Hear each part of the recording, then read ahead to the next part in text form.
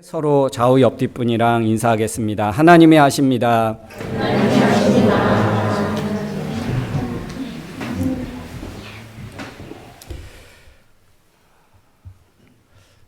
우리 사람은요, 이 세상을 살아가면서 참 여러 가지 많은 한계에 부딪히고 또 한계를 느끼며 살아갑니다.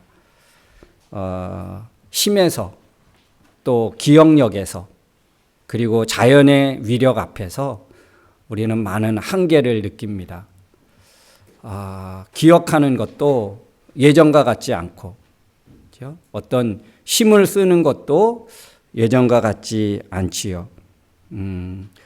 우리 100m 세계 최고의 기록이 9.58, 9초 58이라고 합니다.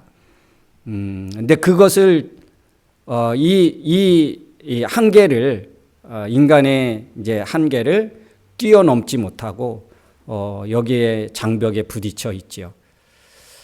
마라톤, 그렇죠? 우리 세계 기록이 혹 몇 시간대인지 아십니까? 네, 2시간대인데요. 한때는 2시간 1분대였습니다.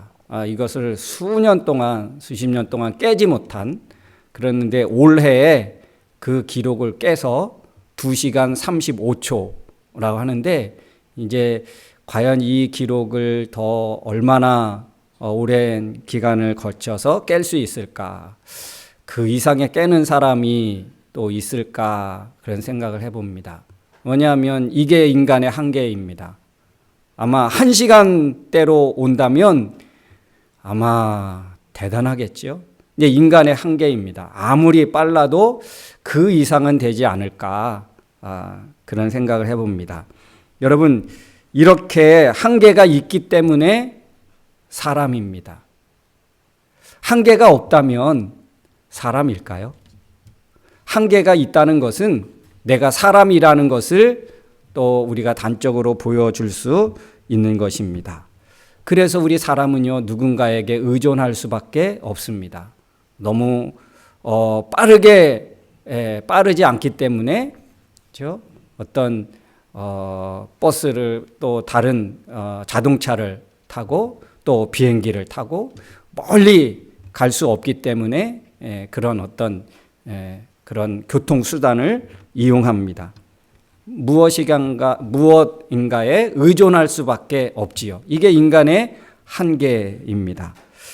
이 한계를 사람들은 근데 인정하고 싶지 않아 하지요. 내가 그런 한계가 있다는 것을 잘 인정하고 싶지 않습니다. 이렇게 되면 사람은 교만하게 되고 그것이 곧 죄를 짓게 되어집니다. 여러분, 성경에 많은 믿음의 인물들이 있습니다. 그 모든 하나님의 믿음의 인물들, 하나님이 그 각 시대마다 들어 쓴 사람들을 보면 자기의 연약함과 부족함을 인정하고 고백할 때, 그때 비로소 하나님이 쓰시기 시작하십니다. 모세도 애굽의 그 왕자로 왕궁에 있을 때, 힘과 권력이 있고 더 젊었을 때 그렇게 쓴 것이 아니라, 하나님, 나 같은 자를 어떻게 이스라엘 백성들, 나 같은 자가 어떻게 이스라엘 백성들을 이끌 수 있겠습니까?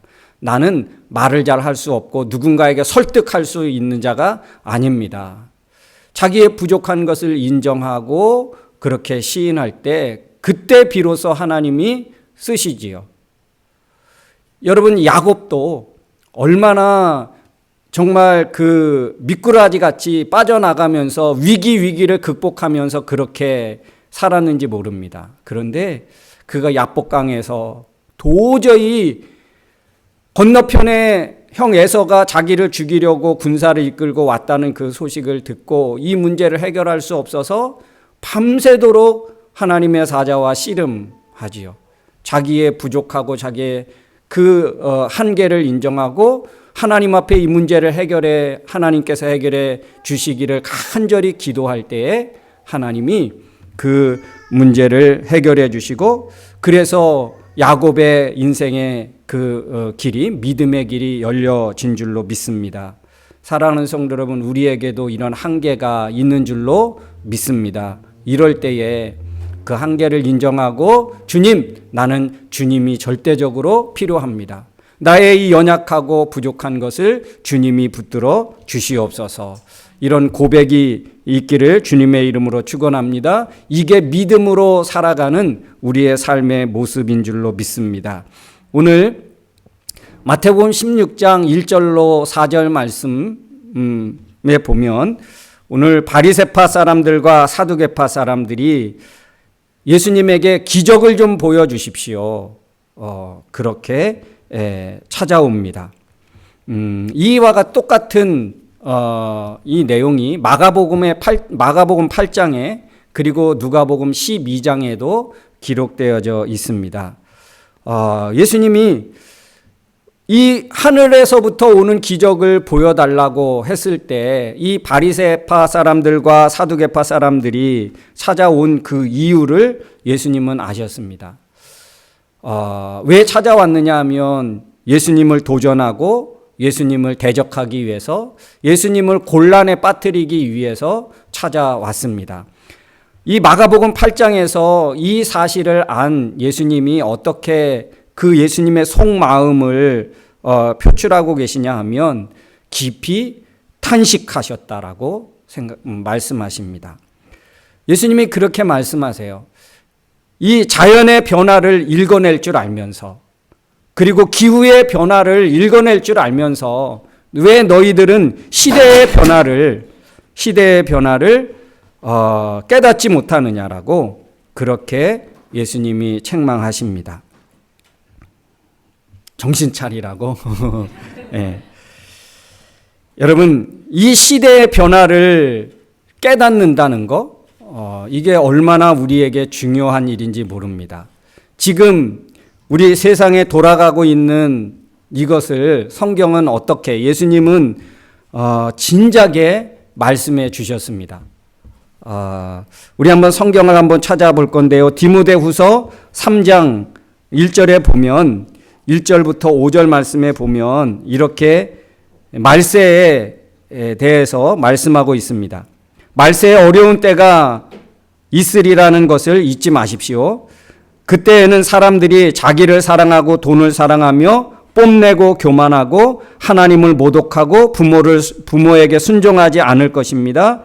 그들은 감사할 줄도 모르고 거룩하지도 않으며 사랑이 없고 용서하지 않고 남을 헐뜯고 자제하지 못하며 사납고 선한 일을 싫어하고 배반하고 조급하여 거만하고 하나님보다 쾌락을 더 사랑하고 겉으로는 신앙심이 있는 듯 보이지만 그 신앙의 능력을 거부하는 자다. 이게 말세에 일어나고 있는 각 사회에서 각 사람들에게 나타나고 있는 징조이고 현상이라는 것입니다. 그것뿐만이 아니라 누가복음 21장에 보면 예수님이 말씀하십니다. 한번 누가복음 21장 8절부터 11절 말씀 한번 우리 찾아서 한번 읽겠습니다. 누가복음 21장 8절. 그래서 예수님은 이렇게 대답하셨다. 너희는 아무에게도 속지 않도록 주의하라. 많은 사람이 내 이름으로 와서 내가 그리스도다, 때가 가까웠다 하고 떠들어대도 그들을 따라가지 말아라. 또 난리와 전쟁 소문을 듣더라도 두려워하지 말아라. 이런 일이 먼저 일어나야 하지만 당장 종말이 오지는 않을 것이다. 민족과 민족이, 나라와 나라가 서로 맞서 싸울 것이고 곳곳에 큰 지진과 또 기근과 전염병이 발생할 것이다. 그러므로 무서운 일과 하늘의 큰 징조들이 나타날 것이다. 여러분, 말세에 지금 일어나고 있는 징조들이고 현상들입니다. 시대를 분별할 수 있어야 합니다. 지금의 우리가 처해져 있고 우리가 지금 어디쯤 왔는지를 성경은 이미 우리에게 말씀해 주셨습니다. 오늘 이 바리새파 사람들과 사두개파 사람들, 예수님에 대해서 적대감과 또 예수님을 시험에 빠뜨리기 위해서 예수님을 찾아왔습니다. 사실 이 사람들은 예수님이 오셨다는 이 소식을 여러분 가장 먼저 알았을 것입니다. 예수님이 베들레헴에 오셨을 때 동방 박사들이 그렇게 말합니다. 우리가 별을 보고 찾아왔는데 이것은 분명히 왕으로 오시는 그런 징조인 것을 우리가 믿습니다. 우리로 하여금 어디서 이 왕이 계시는지 알게 해 주십시오. 그럴 때에 헤롯이 구약을 능통한 그런 사람들을 불러 모아서 메시아가 어디서 나는지를 한번 찾아봐라. 그래서 사람들이 그 구약 성경을 가지고 연구하고 가르치는 사람들에게 명령했을 때 그들이 찾아낸 곳이 바로 유대 땅 베들레헴이다 라고 했습니다. 그래서 그 별을 보고 찾아왔던 동방 박사들을 그렇게 보내죠. 베들레헴으로 가면 만날 수 있을 것이다. 메시아가 왔다는 것을 그들은 성경을 통해서 알게 되었습니다. 그러면 어때야 합니까?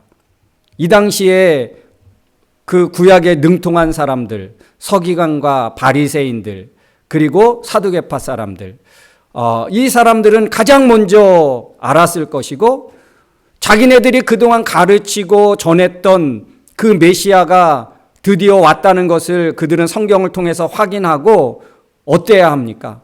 야, 우리가 지금까지 백성들에게 가르치고 전했던 것이 가짜가 아니고 진짜다.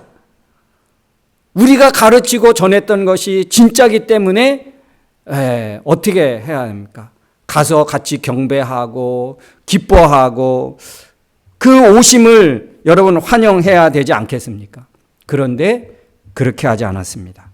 왜요? 왜 그랬을까요? 우리 같으면 그럴 텐데. 왜 그랬냐 하면 그들은 어둠에 사로잡혀 있었기 때문입니다. 그들은 율법과 법정 내용에만 빠져서 영혼의 문제에 대해서는 전혀 무관심하고 무지해 있는 상태였기 때문에 그렇습니다.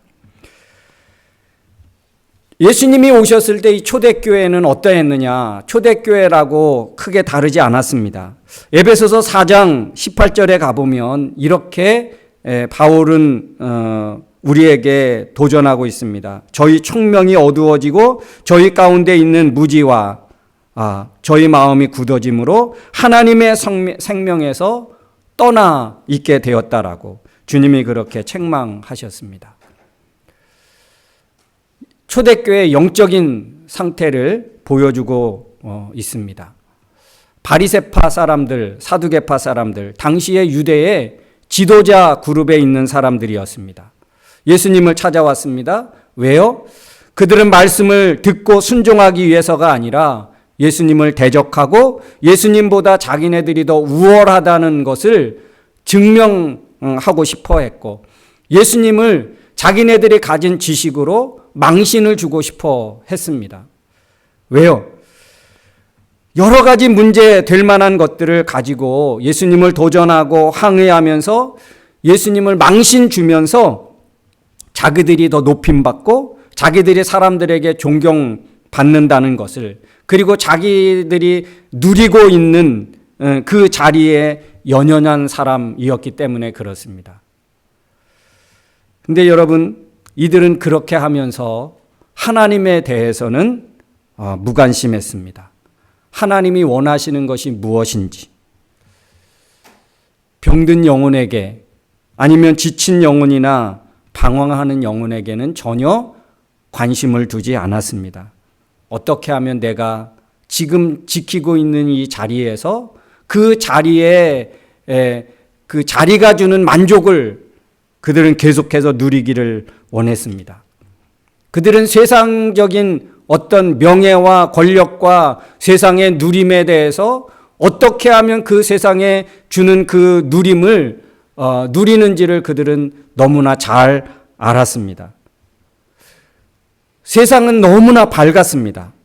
세상을 통해서 자기네들이 누리는 것에 대해서는 너무나 밝았습니다. 너무나 자세하게 알았습니다.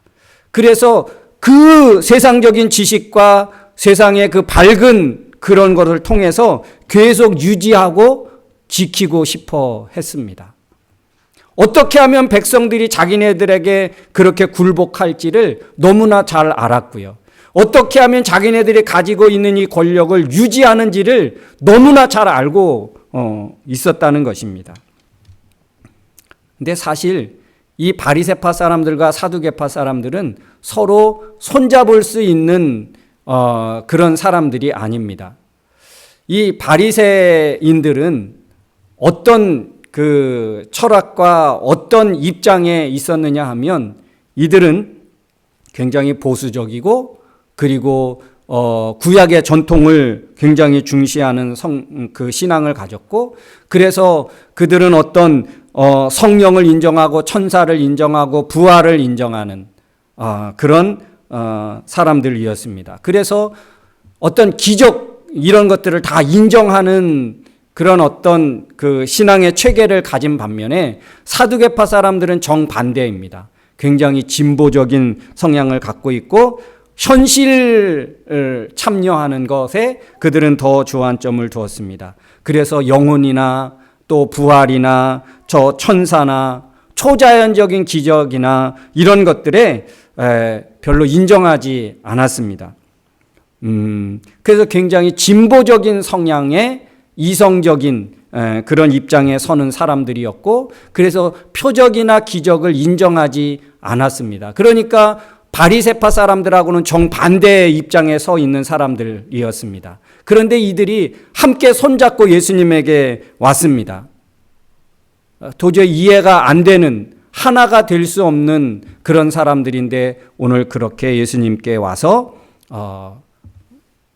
예수님을 시험하고 도전하기 위해서 왔습니다. 그것을 예수님은 너무나 잘 아셨죠. 그래서 오늘 하신 말씀이 오늘 2절 3절 마태복음 16장 2절 3절에 보니까 너희가 저녁에 하늘이 붉으면 날씨가 좋겠다고 그렇게 말하고 아침에 하늘이 붉고 흐리면 날씨가 좋지 않을 것 같다라고 그렇게 알면서 왜 시대의 징조는 분별하지 못하느냐. 이 말은 이런 말입니다. 세상 일에는 밝고 아는 것도 많고 권력을 잡는 일에 또 어떤 돈 버는 일에 혈안이 되어져 있는데, 근데 영적인 일에는 무지하고 무관심하고 영혼에 대해서는 전혀 관심이 없고 이런 말입니다. 여러분, 교회 이 당시에 이 사두개인들 바리새인들은 하나님이 왜 있게 하셨을까? 그들이 존재하는 이유가 무엇이었을까? 하나님이 이스라엘 그 땅에 이러한 어쩌면 그 구약의 전통을, 구약의 예수님이 말씀하신 그 가르침을 계속 유지하고 대를 이어서 올 수 있도록 하나님이 세움받고 세워온 사람들입니다. 하나님이 왜 이런 자들을, 선지자들과 제사장들과 또 그 명맥을 이어오는 사람들을 왜 그 사회의 그 시대에 하나님이 두셨을까요? 하나님이 주신 그 위치를 통해서 자기들에게 어떤 이익을 보고 자기들의 어떤 명예를 누리라고 주신 것이 아니죠.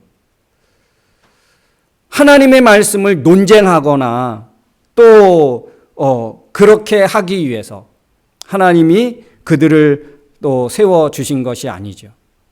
그 율법을 해석해서 지식을 쏟아놓는 그런 사람들이 되라고 세워준 것이 아니지요. 회당, 그것은 어떤 곳이었습니까? 그렇죠? 그들의 가르침에 머물러 있어서 하나님과 멀어지는, 그렇게 하기 위해서 회당을 주신 것이 아니고, 회당을 통해서 하나님의 말씀이 읽어지고 가르쳐지고 전해질 때에 사람들이 그 소리를 듣고 하나님께로 더 돌아오고 하나님을 더 섬기는 자리에 설 수 있도록 하기 위해서 하나님이 그런 장소를 마련해 주셨던 것입니다. 그런데 회당을 통해서 그들의 가르침을 통해서 그들은 더 하나님을 먼 길 떠나게 되었고 그들은 더 하나님 앞에 자기의 마음들을 믿음을 쏟아놓는 그 자리에 서지 않게 되었습니다. 그 자리는 하나님이 높임받는 자리가 아니었고 사람이 존경받고 사람이 높임받는 자리로 타락해져 갔고 변질되어져 갔습니다. 여러분 오늘날 우리 주의 종들을, 오늘날 우리 성도들을, 오늘날 우리 교회를 이 땅에 세워주신 이유가 무엇입니까? 성도가 서로 논쟁하기 위해서, 또 교회가 서로 논쟁하기 위해서 누가 해석이 맞고 누구의 가르침이 진짜고 이것을 분별하고 논쟁하기 위해서가 아니고 성도들은 자기의 가진 성경 지식과 자기가 깨달은 것을 논쟁해서 다른 사람들을 설득시키기 위해서 우리 성도들이 존재하는 것이 아니라 내게 주신 은혜를, 내게 주신 깨달음을, 내게 주신 응답을 나누고 축복하고 격려하기 위해서, 영혼을 세우기 위해서 교회를 세웠고 주의 종들을 세우고 우리 성도들을 이 땅에 있게 하신 줄로 믿습니다. 영혼을 살피라고, 영혼을 돌보라고.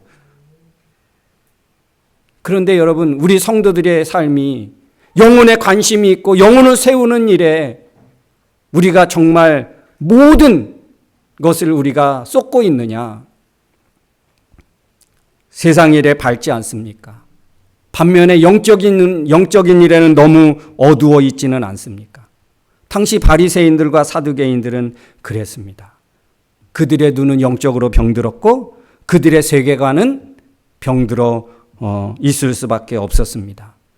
혹 우리의 가치관이나 우리의 눈이 오늘 이 바리새파, 사두개파 사람들처럼 되어져 있지는 않는지 우리 한번 점검해 봐야 할 줄로 믿습니다. 그래서 오늘 시력 교정인 거예요. 이 세상을 볼 때, 우리의 같은 성도들을 볼 때, 하나님을 믿지 않고 모르는 사람들을 볼 때, 과연 우리는 어떻게 바라봐야 할까? 오늘 예수님이 사두개파 사람들과 바리새파 사람들을 향해서 그렇게 말합니다. 너희가 하늘에서 오는 기적을 바라는데 내가 너희에게 줄 기적은 요나의 표적밖에 없다. 요나의 기적밖에 없다. 이 요나의 기적이 어떤 기적입니까? 물고기 뱃속에 3일 동안 갇혀 있다가 나오게 되는. 이 말을 예수님은 어떻게 바꾸셨습니까? 내가 너희에게 주는 표적은 바로 요나의 표적인데 바로 십자가의 표적이라고 말씀하고 있습니다. 예수님이 십자가에 죽으시고 땅속에 3일 만에 갇혀 있다가 부활하셔서 영혼이 구원을 받아 영원한 삶이 시작되는 그 길, 바로 요나가 그렇게 되어서 하나님의 말씀을 선포하고 말씀이 이루어지고 그 니느웨 성 사람들이 회개하고 하나님께로 돌아오게 하셨듯이 예수님의 십자가의 지심을 통해서 수많은 사람들이 구원함을 받고 수많은 사람들이 영원한 하나님 나라의 그 세계가 열려지고 그 세계에서 살아갈 수 있도록 해주신 구원의 길. 여러분, 고린도전서에 보면 십자가의 도가 멸망하는 사람들에게는 미련해 보이지만 구원을 받은 사람들에게는 하나님의 능력임이라라고 말씀해 주셨습니다. 십자가의 도가 무엇입니까? 바로 이 십자가의 도가 하나님께로부터 오는 표적이고 하나님께로부터 오는 기적이고 하나님의 사랑이고 하나님의 능력인 줄로 믿습니다. 그래서 우리가 이 영혼의 눈이 띄어져야 하지요. 우리의 세계관, 우리의 가치관, 우리의 믿음이 새로워져야 할 줄로 믿습니다. 우리의 영적인 눈이 여러분 너무 어두워져 있지는 않는가? 세상 일에 바쁘고 세상 일에 쫓겨 살면서 영혼에 대해서, 내 영혼에 대해서 또 이 세상에 일어나고 있는 현상들 때문에 우리의 영적인 눈이 지금 점점 희미해지고 가려져 있습니다. 이제 40대 후반, 50대 되면서 사람들이 노안이 옵니다. 그래서 안경을 써야만 글을 볼 수 있고 제대로 이렇게 생활을 할 수 있습니다. 안 보인다는 게 얼마나 불편한 일인지 모릅니다. 안경을 안 쓰신 분들은 이해할 수 없을 거예요. 근데 안경을 쓰면서 내가 앞이 선명하게 보이고, 어느 날 제가 이렇게 그 장을 보러 갔는데 글씨가 안 보이는 거예요. 이 가격이 보여야 되는데 보였다 안 보였다 하는 거예요. 왜 그러지? 그래서 옆에 이렇게 돋보기를 쭉 걸어놓은 데가 있어가지고 제가 한번 이렇게 몇 가지를 써봤어요. 그런데 신기하게 또렷하게 보이는 거예요. 내가 이제 노안이 왔구나. 그래서 제가 이제 한국에 갈 기회가 있어가지고 제가 가서 이제 다초점 안경을 끼게 됐습니다. 근데 얼마나 편한지 몰라요. 여러분, 우리의 눈이 밝으면, 제가 오늘 목양 편지에도 그렇게 썼는데, 우리의 눈이 밝으면 우리 눈은 마음의 창문과 같아서 본대로 마음에 다 들어오게 되어지지요. 그래서 우리가 잘 볼 수 있어야 합니다. 그리고 구별해서 볼 수도 있어야 합니다. 본대로 본대로 보고 판단하면 여러분 어떻게 될까요? 이 세상의 모든 사람들은 본대로 말하고 판단합니다. 그런데 예수님은요, 그러지 않았어요. 나면서부터 안진뱅이, 나면서부터 소경이었던 사람을 예수님 만납니다. 예수님, 저 사람은 누구의 죄 때문에 그렇게 소경이 됐습니까? 그의 부모입니까? 자기 죄 때문입니까? 그냥 본대로 이야기를 한 거예요. 근데 예수님은요, 본대로 말씀하지 않고 보여지는 대로 판단하지 않습니다. 이 사람을 통해서 하나님의 영광, 하나님의 일이 바로 어떻게 일어나는지를 하나님이 보여주시기 위해서 이가 이렇게 됐다. 하나님의 영광을 위해서. 그 눈이 뜨여지고 열려지면서 하나님의 살아계심이 드러나게 되었습니다. 예수님은 보여진 대로 말하지 않은 거예요. 보지 않으신 거예요. 그를 통해서 하실 하나님의 일이, 크고 놀라운 일이 준비되어져 있기 때문에 이가 지금 이렇게 되었다. 예수님은 다르게 보셨죠.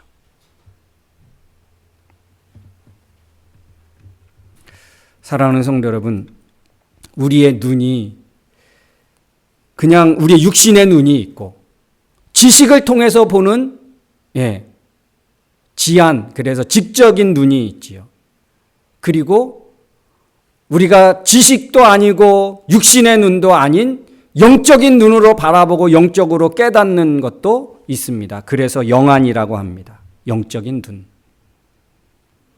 여러분, 우리는 다 지식적인 눈을 가지고 판단하고 봅니다. 우리의 육신의 1.5, 2.0 이 눈 가지고 봅니다. 그것이 전부가 아닙니다. 우리의 영적인 눈이. 그래서 주님이 보시는 것도 우리가 볼 수 있어야 하고, 우리 마지막 찬양에 주님의 시선을 가지고 주님이 시선이 머무는 곳에 내 시선도 함께 머물길 원합니다. 주님이 보는 것처럼 나도 그렇게 보면 좋겠습니다. 여러분, 우리가 가진 영적인 눈입니다. 영적인 눈이 밝아지기 위해서는 어떻게 해야 되겠습니까? 말씀입니다. 말씀. 하나님의 말씀을 통해서. 그래서 영혼에 대한 관심을 가져야 합니다.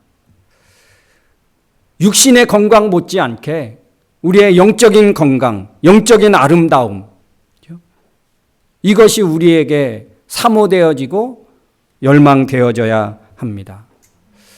오늘 세상 일에 너무 밝지 않습니까? 혹은 영적인 일에 너무 어둡지 않습니까?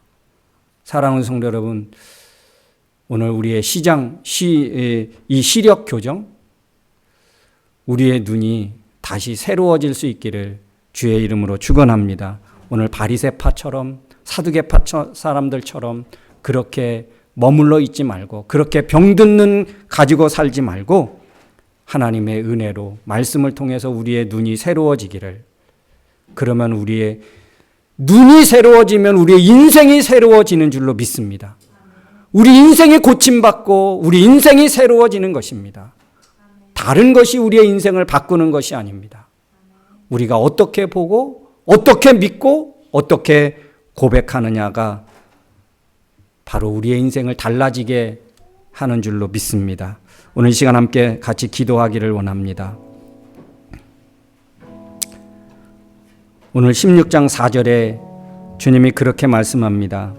바리새파 사두개파 사람들을 향해서 주님이 떠나가십니다.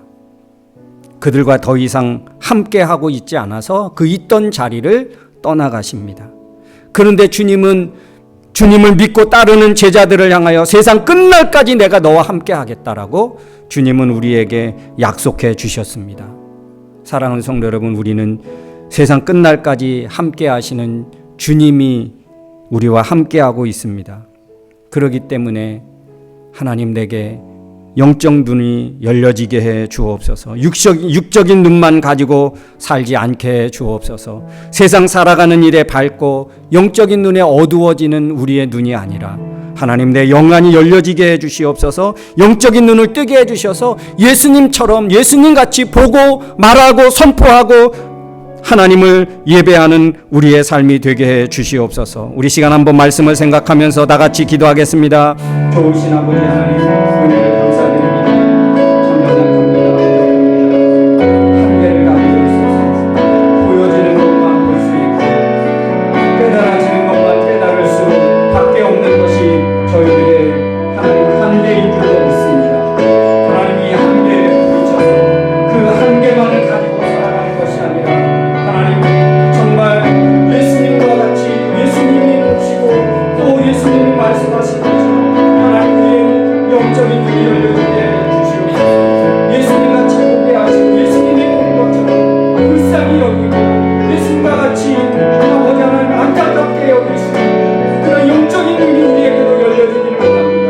그래서 세상 사람들과 다르게 볼 수 있고 세상 사람들과 다르게 말할 수 있는 믿음의 고백을 할 수 있는 영원히 열린 그 영적인 눈을 가지고 세상을 살아갈 수 있도록 주여 인도해 주시옵소서. 하나님 저희들에게 그 믿음을 주시옵소서. 하나님 시대를 분별하시고 믿음의 눈이 열려지게 해 주시옵소서.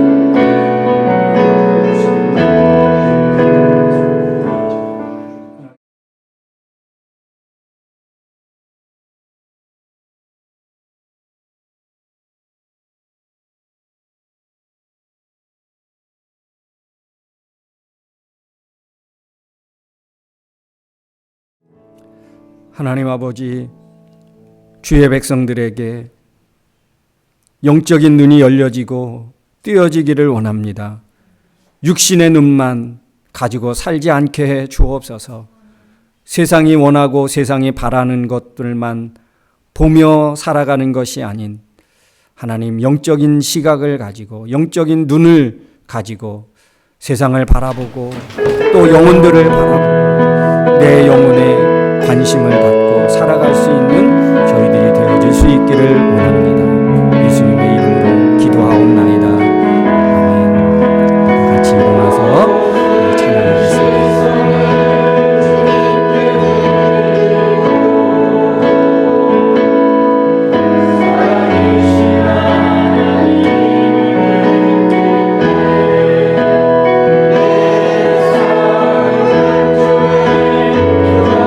Bye.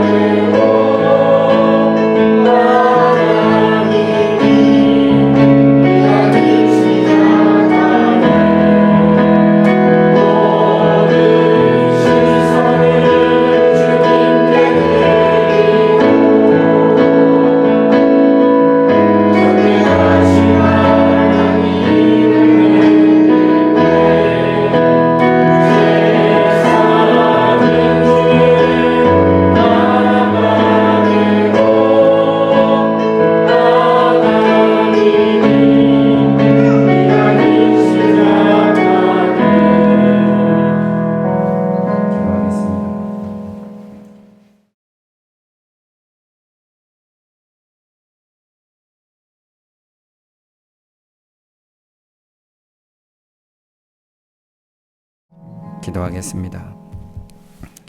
이제는 우리 인생의 길이요 진리요 생명이 되신 예수 그리스도의 은혜와 예수님을 통하여 영원한 하나님 나라를 허락해 주신 하나님 아버지의 크고 깊고 넓은 사랑하심과 이 죄악되고 험난한 세상 저희들을 홀로 두지 아니하시고 지금도 살아서 우리의 삶의 배후에서 역사하시고 위로하여 믿음의 길로 이끄시는 성령님의 능력과 교통하심이 오늘도 세상의 눈과 또 우리의 육신의 눈만 가지고 살지 않고 영적인 눈이 열려져서 영혼의 관심을 갖고 살아가야 되겠노라고 마음에 다짐하고 결단하고 돌아가는 사랑하는 성도들 머리머리 위에와 저들 가정과 생업과 학업과 나가는 모든 앞길 위에 그리고 세계 평화 위에 이제로부터 영원토록 함께 있을지어다.